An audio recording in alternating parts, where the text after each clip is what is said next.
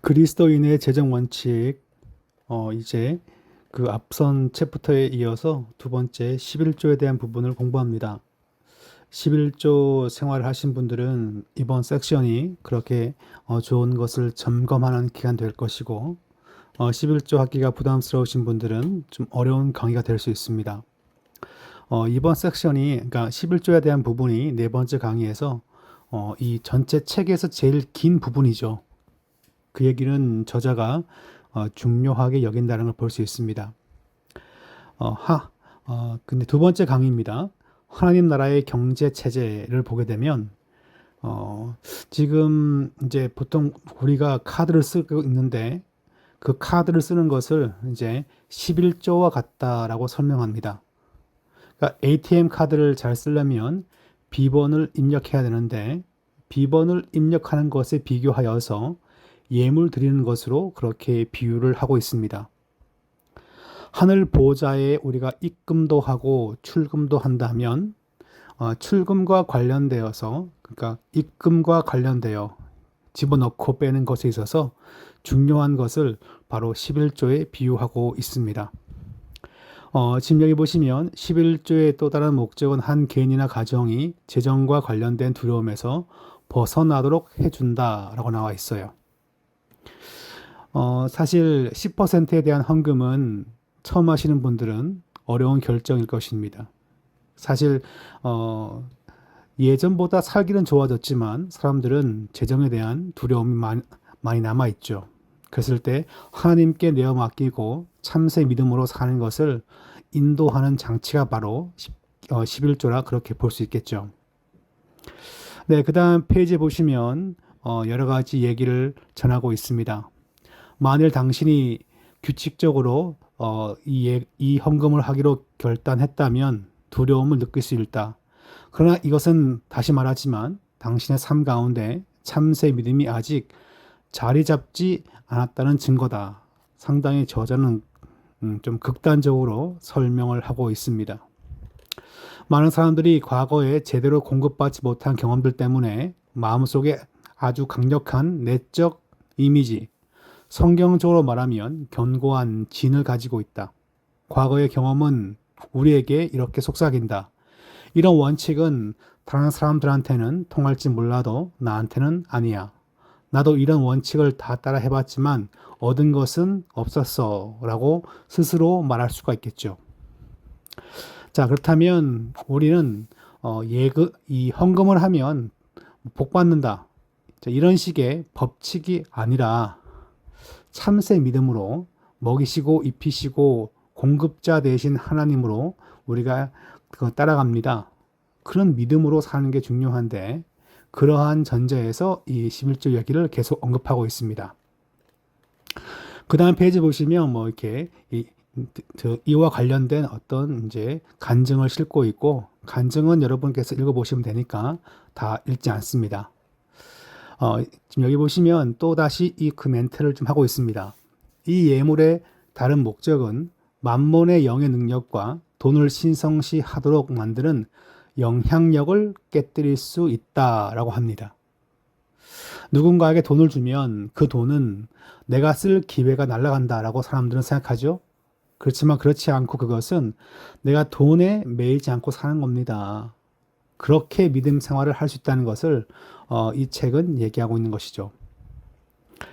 그 다음 페이지 보시면 독특한 표현을 씁니다. 저자가 11조를 하는 것과 11조를 하는 사람. 이게 비슷해 보이지만 같은 말이 아니라는 거죠. 다른 말로 하면 헌금을 드리는 것과 헌금을 드리는 사람은 항상 이 두 단어가 같은 것은 아니란 거예요. 그러니까 돈을 드린다고 하지만 그것은 마음을 드리는 것이 중요한데 11조를 하는 것은 하지 않은 사람들이 봤을 때는 많이 예물을 드시네요 라고 보이지만 또한 동시에 드리는 자의 마음의 상태가 어떠한지를 지금 이 부분은 우리에게 질문을 하고 있습니다. 그 차이점이 뭐냐라고 한다면 마음 자세와 적극적인 참여에 있다라고 말합니다. 예를 드는 것은 비행기를 탈 때 승객으로 타면 그냥 수동적으로 앉아 있지만 내가 비행기를 몬다면 보다 더 잘 참여할 수 있겠죠. 밑에 보시면 이렇게 질문합니다. 11조를 하는 사람이 되기 위해서 필요한 것은 무엇인가? 단순히 형식적으로 10%를 떼는 것이 아니라 하나님께 바르게 드리는 방식은 무엇인가 라고 한다면 몇 가지 예를 들고 있습니다. 그 예를 들기 전에 어떤 지금 성경에 나와 있는 아벨과 가인의 제사를 다루고 있는데, 이 사람은 아벨의 제사가 진정 어린 그렇게 자기의 수입을 하나님께 드리는 방식이었다. 그래서 지금 여기 보시면 양의 첫 새끼와 그 기름으로 드리는 것이 바른 그런 산출 방식인데, 이 친구는 약간 좀 확대 해석을 해가지고 그것이 바로 바른 예물 드린 것이다, 그렇게 설명합니다. 예, 근데 이 성경적인 얘기는 약간 논란의 여지가 있을 수가 있겠죠. 그래서 뒤에 보시면 여기 말고 이제 히브리서 말씀인가요? 이게 아마 히브리서인가요? 아니, 창세기 말씀이네요. 히브리서에 가면 가인과 아벨의 제사에 대하여 믿음으로 드린 제사와 믿음으로 드리지 않은 제사로 그렇게 나눕니다. 그래서 아벨은 믿음으로 예배를 드린 것이고 예물 드린 것이고, 가인은 그냥 형식으로 드린 거죠. 같은 예물을 드려도 믿음인지 아닌지에 따라서 받는 하나님의 그 응답이 다르다는 것을 보여주고 있습니다. 그건 저자가 얘기하는 것이 아니라 제가 지금 약간 추가한 내용이고요. 가인이 아벨을 죽였죠, 그죠? 그때 이제 하나님께서 하신 말씀이 네가 선을 행하면 되는데 선을 행한 것이 아니었다라는 말씀을 해요. 이에 대해 저자가 이 단어가 본래는 이제 자신의 태도를 고치다는 이제 이스라엘 백성들의 전형적인 수거적인 표현이란 거예요. 즉, 내가 너의 태도를 고치면 받을 것이다. 그러니까 드리는 자의 태도가 중요하다는 거죠. 예물을 드리는 자가 드리는 마음과 정성의 태도가 중요한데, 그거와 상관없이 형식적으로 예물 드리면 문제가 있다는 거죠. 자, 그래서 지금 여기 보시면 우리의 태도와 마음 자세가 우리의 미래와 흥망을 결정한다. 아주 키워드를 잘 담고 있습니다. 자, 문제는 뭔가요? 우리의 태도이죠. 11조를 드리면 얼마나 드릴까요? 친구가 나한테 과일을 2상자 보내왔는데 이것도 11조를 드립니까? 뭐 이런 식의 질문을 할 수 있습니다. 근데 물론 그런 질문을 하는 것은 나쁘지 않겠지만, 그런 질문을 하기 전에 예물 드리는 자의 마음 자세, 하나님은 모든 걸 공급하시고 날 인도하시고 난 받은 은혜에 감사하여 드립니다 라는 마음을 먹고 있는가, 그게 중요한 거죠. 그러니까 지난 강의와 이번 강의가 내용이 대동소이합니다. 어릴 때 이제 제 생일 때 두 아이가, 첫째 아이가 초등학교 2학년 때, 둘째 아이가 유치원생 때 생일 선물로 둘이 10,000원을 만들어 왔어요. 큰애는 5,000원짜리였고 둘째는 1,000원짜리 5개였습니다. 근데 나중에 하는 얘기가 둘째 아이가 부들부들 떨면서 5,000원을 내려놓았다는 거죠. 유치원생의 이제 5,000원은 상당히 큰 돈이었을 것입니다. 물론 지금보다 한 10년 전이니까 무척 큰 돈이죠. 근데 이제 아빠 생일을 위해 5,000원을 내려놓는데 아내 말에 의하면 부들부들 떨면서 간신히 내려놓았다, 뭐 그 얘기를 하더라고요. 제가 몇 번 예를 들었지만 그날 제가 쓴 돈은 식대로 23,000원인가 쓴 것 같아요. 내놓은 돈보다 지들은 더 많이 먹었어요. 근데 이제 물론 이제 결과적으로 자기의 전 재산 5,000원을 아빠 생일 선물로 내려놓았지만 태도가 중요하겠지, 그죠? 부들부들 떨며 내려놓은 사람도 있고, 아빠 생일 축하한다라고 그냥 싱글벙글 내려놓는 딸도 있죠. 태도가 중요하다는 것을 보여주고 있습니다. 그러니까 태도가 중요하니까 액수는 내 마음대로 정합니다. 이렇게 생각을 먹으시는 분들도 있을 수 있는데, 그게 참새 믿음일까요? 그렇게 이제 또한 자기를 점검해야 합니다. 지금 여기 보시면 11조를 드릴 때 11조가 하나님의 목적을 성취하기 위해서는 11조 드리는 우리의 마음 자세와 태도를 올바르게 해야 한다. 상당히 중요한 사전 전제 조건일 것입니다. 그 다음 보시면 여호와께 거룩함이란 단어를 쓰고 있습니다. 뭐가 거룩하냐는 거예요. 성도가 참 거룩합니다 라는 말은 의미가 없다는 거야. 지금 저자의 말은. 이제 앞으로 읽게 될 텐데 성도가 거룩한 게 아니라 하나님께 구별되었기 때문에 거룩한 거죠. 교회 차가 2대가 있고 제가 모르는 차가 1대 있는데 교회 차량은 하나님 앞에 바쳐진 거룩한 겁니다 라고 하죠. 차량 자체는 세대가 다 중고차죠. 중고차에 불과합니다. 그러나 바쳐졌기 때문에 거룩한 거죠. 그 개념을 지금 저자가 설명할 것입니다. 그러니까 이 질문과 관련해 가지고 2가지가 중요한 질문이래요. 누구에게 속한 것인가? 내 것을 10% 드린 것인가? 원래 여호와의 것인가? 이게 중요한 질문이죠. 여기에 대한 답이 내 것이라고 생각하면 좀 답이 결말이 곤란해지는 거고, 2번째는 어떤 돈이 11조인가 이렇게 정의를 묻고 있습니다. 마지막 패러그래프를 보시면 11조는 하나님의 것이며 내게 속한 것이 아니다 라고 말합니다. 우리는 뭡니까? 청지기 관리인이죠. 2번째는 그래서 거룩한 것이다 라는 걸 전하고 있습니다.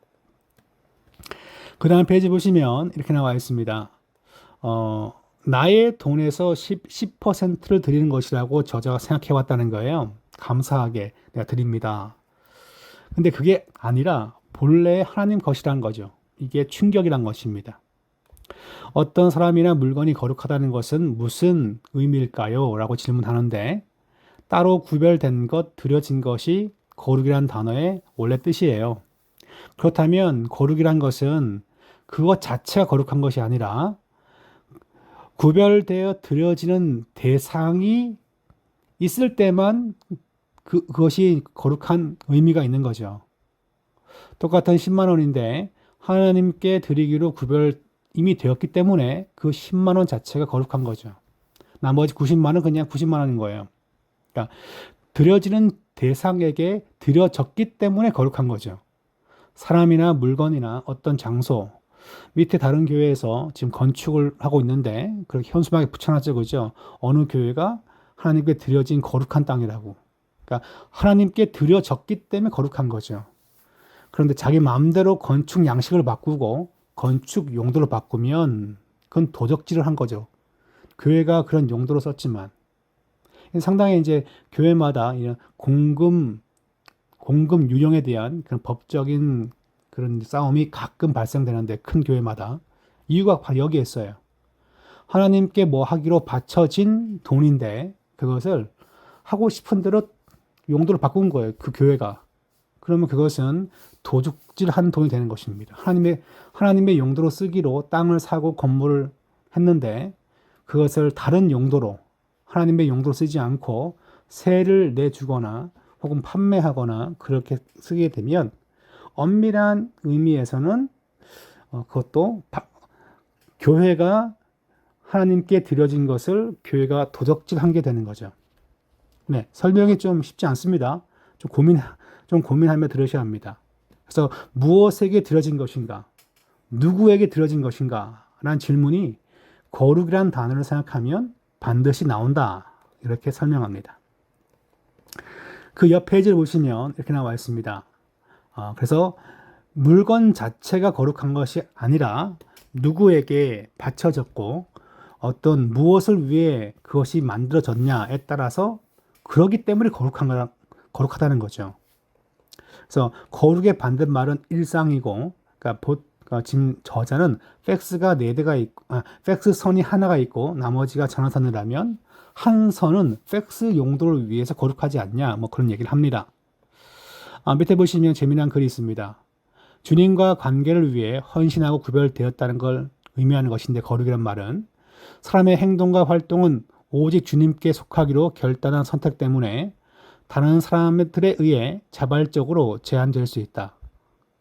그러니까 스스로 바쳐진 것이고 그렇지만 스스로 하나님께 구별된 존재, 거룩한 존재입니다. 그러니까 재정 역시 마찬가지라는 거죠. 그러니까 누가 뭐 신대원 가기로 했습니다. 누가 선교사가 되기로 했습니다. 그럼 그건 이제 거룩한 바쳐진 성도인데 교육자가 되고 선교사가 될 텐데 마찬가지로 돈 역시 그러하다는 것을 얘기합니다. 그러니까 저자는 그래서 약간 지금 여기 보시면 신용 신탁이라는 게 나와 있는데 책을 보시면 어떤 개념인지 알 수 있습니다. 신용 신탁으로 어디다 맡기면 본래 목적대로 써야 한다는 거죠. 자, 밑에 보시면 그 다음 페이지 거룩한 성물이라고 11절을 말한다면 자, 이런 정의를 우리가 묵상해야 한다는 거죠. 첫째, 이것은 당신에게 속한 것이 아닙니다. 내게 아니라는 거죠. 두 번째는 일상적인 다른 자금과 섞어 놓아선 안 된다는 거죠. 그러니까 다른 통장이나 혹은 뭐 봉투 안에 따로 보관하는 것이 중요하다. 예를 들고 있습니다. 그리고 그 다음 페이지 보시면 저자가 이렇게 말합니다. 이 헌금을 이렇게 관리하는 것이 청지기직에 있어 가장 첫 단계라고 생각한다. 이걸 하나님께 맡기지 못한다면 다른 자원을 나에게 주실 것인가? 상당히 노골적으로 그렇게 글을 전개하고 있습니다. 그 다음 페이지 보시면 그래서 시간이 지금 17분 돼가고 있는데 체렘이란 단어를 설명합니다. 아마 이번 강의는 체렘까지 한번 할 텐데 체렘은 하나님께 바쳐진 것을 의미합니다. 그래서 하나님께 바쳐지다라는 그런 의미가 있대요. 그래서 영어로 제가 써놨는데 이미 하나님께 헌신된 게 바로 체렘이라고 하는 구약의 단어입니다. 이 이미 드려진 거에 대한 성경 구절이 주로 어디 나오냐면 전쟁할 때 이 성은 여호와의 것이다라고 그렇게 말합니다. 그럼 다 태워야 되는 거예요. 다 부서뜨리고. 그래서 밑에 보시면 어떻게 보면 파괴되도록 바쳐진 것으로 이해할 수 있다. 체렘, 여호와의 것입니다. 그러니까 전쟁하면 전쟁의 전리품을 나눠 갖는 것이 군인들의 봉급 방식인데 어떤 성은 여호와의 것이라고 말한다는 것은 온전한 파괴를 얘기합니다. 그러니까 온 도시를 다 태웠다는 거죠. 이게 바로 체렘이라는 단어의 뜻이고 어떤 모든 그러니까 금, 은, 보화는 여호와의 창고로 들어가고 나머지는 다 태우는 것입니다. 그러니까 특별히 여리고성에서 뒤에 보시면 어떤 예를 드는데 바로 이제 여리고성 얘기가 나와 있죠. 그러니까 이 여리고성은 뭡니까? 온전히 바쳐진 성이고 바쳐진 물건 가운데 금은 동처럼 여호와의 곳간에 나머지는 다 태우고 죽이는 거예요. 그것이 여호와께 바쳐지는 방식이었습니다. 그래서 체렙이라는 단어가 본래 저주받은 금지된 바친 혹은 파괴하도록 드려지는 뜻이 있다는 거죠. 근데 이를 아간이 그 행위를 행하지 않았습니다. 자기의 것인 양 취했던 거죠. 그랬을 때 이스라엘 민족 전체에게 이제 큰 고통이 임한 것이었습니다. 그러니까 민족이 가져야 되는 그 이스라엘 백성은 가나안 동편에서 2개 나라와 그 다음에 가나안 이제 서편에서 요단강 서편에서 31개 나라와 전쟁을 벌입니다. 하나님은 말씀하시기를 여리고성은 여호와께 바쳐진 성읍이라고 말합니다. 그렇다면 이게 11조도 아니지만 바쳐졌기 때문에 여호와의 것이고 그걸 손을 터치하지 않는 것이 중요하다는 거죠. 그게 바로 거룩한 예물같이 쓰이는 성입니다. 그렇기 때문에 그 온전히 바쳐진 물건 때문에 범죄했는데 그것 때문에 내가 너희와 함께 하지 않겠다라는 그런 말씀이 등장하죠. 자, 밑에 보시면 중요한 원칙은 파괴되도록 바쳐진 거룩한 것을 일상적인 것으로 여기고 나의 소유로 삼은 거죠. 누가요? 아간이. 그러니까 이스라엘은 대적을 능히 당하지 못하리라, 승리하지 못할 것을 하나님의 심판을 얘기합니다. 많은 사람들이 이제 11조를 하나님께 구별된 체렘과 유사하게 여기지 못하고 자신의 소유로 생각하는 거죠. 그러니까 바쳐진 돈임을 기억하지 못하고 내 소유의 10%를 자원하여 그것을 도네이션 하는 걸로 생각하니까 헌금이 어려워지는 것입니다. 자, 그 다음 보시면 둘째, 우리가 11조를 위하여 자신의 소유물을 삼을 때 11조를 취하여 나의 소유물을 삼을 때 우리 자신에게만 아니라 공동체에도 영향을 준다는 말씀이 있어요. 가장 기본적으로 교회가 지정적으로 이제 건전하지 못할 수 있고요. 더 나아가서 각자 모든 성도가 참새 믿음을 갖지 못하고 내 인생은 내가 벌어 먹어야 되고 중간중간 하나님의 어떤 은혜가 필요할 뿐이다. 이제 그런 식으로 믿음을 갖게 되면 예배와 치유와 기적과 은혜가 풍성하지 못하다. 이제 요게 저자가 주장하는 내용입니다. 그러니까 우리가 하나님께 온전히 한 믿음을 가지고 나아갈 때 그 믿음이 더욱더 견고해지고 회복해지고 하나님의 인도를 받게 되는 건데 11조는 그의 이제 이와 관련되어서 중요한 첫 출발이라 그렇게 말하고 있는 거죠. 섹션 세 번째, 이스라엘의 11조 사용을 다룹니다. 성경 말씀은 신명기 26장 13절인데 구약에서 11조를 어떻게 썼는가 봤더니 레위인 객과 고아와 가부에게 줬다라고 나와 있고 느헤미야는 약 현실에 맞게끔 제사장, 문지기, 찬송하는 그런 사역자들에게 주었음을 얘기합니다. 그러니까 이 예물은 일개 조직을 위해 쓴 것이 아니라 사람들의 생활비와 섬김을 위해 썼다라는 것을 말하고 있습니다. 그 다음 페이지 가시면 뭐 여러 가지 얘기를 하고 있는데 저자가 지적하는 것은 이 11조가 다른 헌금과 섞여 있다. 그게 좀 안타깝다. 그 얘기를 합니다. 그러니까 보통 우리가 헌금할 때 이제 저도 마찬가지인데 찬송가 몇 장 부르면서 준비한 예물 드립니다라고 하죠. 근데 이제 저자의 말을 빌리면 이 시간 하나님께 온전한 11조를 드리고 그 다음에 기타 예물 드리겠습니다. 그렇게 멘트를 해야 되는 것이 이 책에 나와 있지 않지만 저자의 의도라고 그렇게 보여집니다. 여하간에 이 예물은 공동체를 유지하고 건강하게 하고 또한 그렇게 사용되는데 필요한 돈이라고 그렇게 말하고 11조를 다른 예물과 섞어버리면 하나님께 무례한 게 아닌가 그렇게 지금 여기 보시면 그렇게 주장하고 있습니다. 그 다음 페이지 보시면 아까도 잠깐 나왔는데 영적 태도의 점검이 중요하다라고 나와 있어요.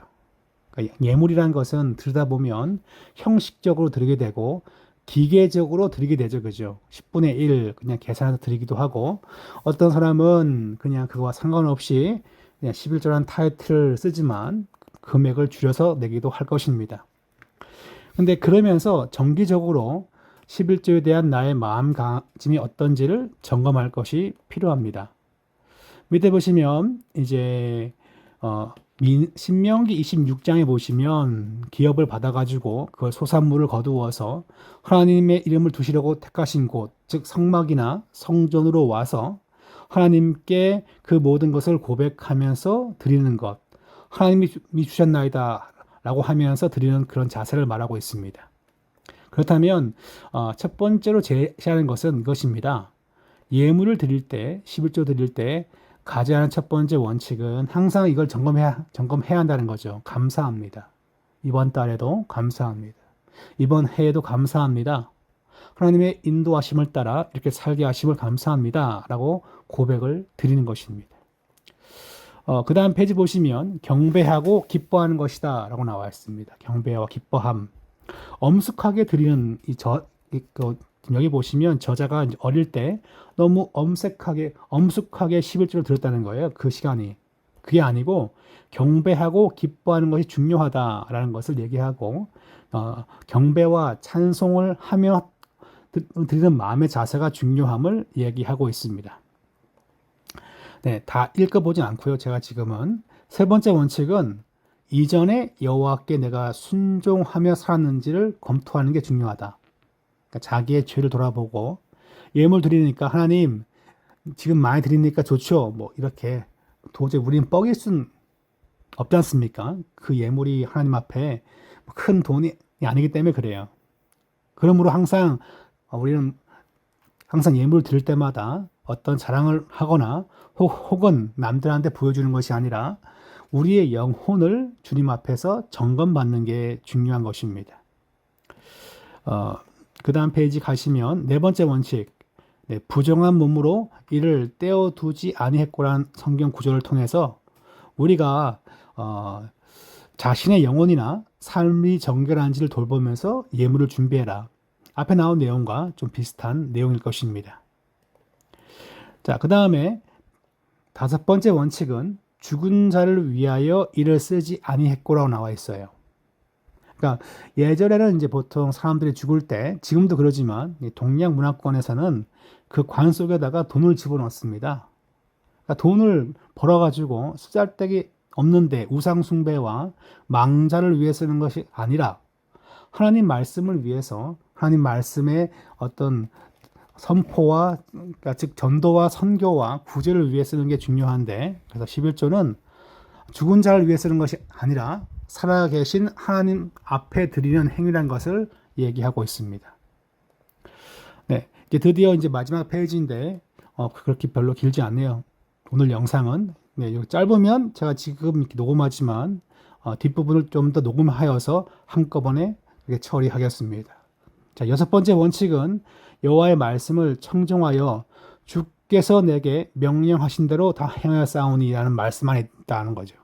내가 주님의 말씀을 듣고 성령의 인도하심에 순종했는가? 그렇게 자신을 돌아보면서 예물을 드리라는 거죠. 그러니까 예물만 기계적으로 그냥 드리는 것이 아니라, 혹은 자동 이체를 해놨으니까 그렇게 자동적으로 드리는 것이 아니라 영혼의 돌봄과 자기 점검이 너무나 중요하다는 것을 얘기하고 있습니다. 네, 이렇게 11조에 대한 부분 세 번째 수업을 마치겠습니다.